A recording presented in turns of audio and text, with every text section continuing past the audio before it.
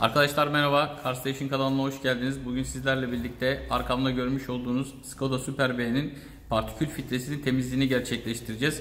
Aracımızdaki partikül arızasını gidereceğiz. Gelin birlikte partikül arızasını bir bakalım. Partikül arızası nasıl belli oluyor? Partikül arızası oluştuğunda neler oluyor? Bunları bir görelim. Daha sonrasında da Motu'nun kendi cihazıyla beraber arkadaşlar aracın partikül filtresinin temizliğini gerçekleştirelim. Şu anda aracın partikül filtre arızasını hemen ekranda göstereceğim. Şu ekranı gösterirsen aracın partikül filtresinin yandığı zaman, eğer partikül filtresinden dolayı bir arıza yaşadığınız zaman ekranda hemen şurada görmüş olduğunuz soldaki işaret yanıyor. Motor arızalanmanız yandığında arkadaşlar illa partikül dolu değildir. Şu anda aracın partikül filtresi dolu mu? Gerçekten ondan dolayı sorun yaşamış mı? Bunu göreceğiz. Bunu da tespit etmek için arıza tespit cihazımıza bağlayıp aracın üzerindeki arızaları okuyoruz. Hemen şu tarafta size partikül filtresi arızasını göstereceğim. Gördüğünüz gibi partikül filtresi sıra 1 diye aralıklı olarak partikül filtresinin arızalı ve dolu olduğunu gösteriyor. Şimdi partikül filtremizi temizlemek için işlemlere Motu'nun cihazıyla başlayalım.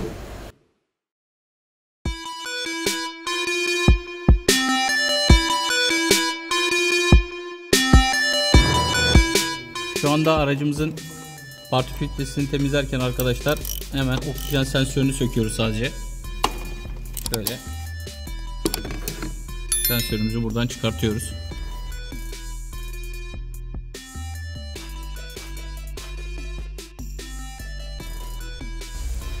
Gördüğünüz gibi sensörü söktük.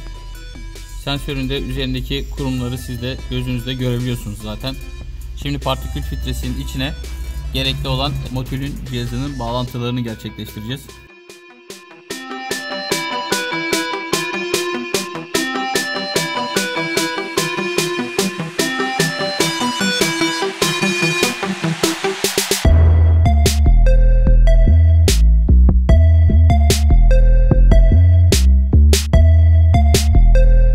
Partikül temizleme sıvısını Motu'nun 3'in 1 cihazının içine şu anda dolduruyoruz.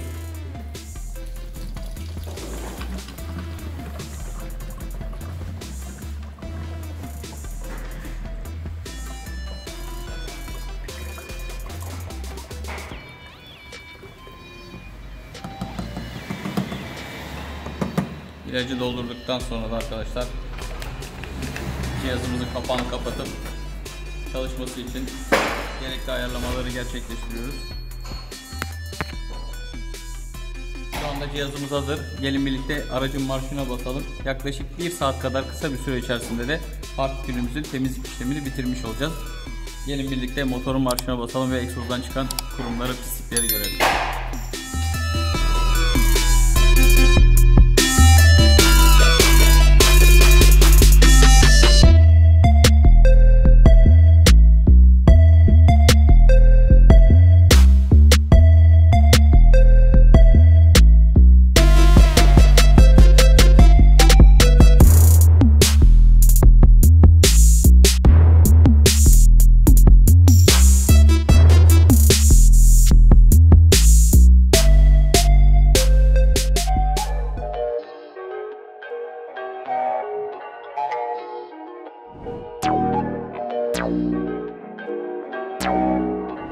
Perfect.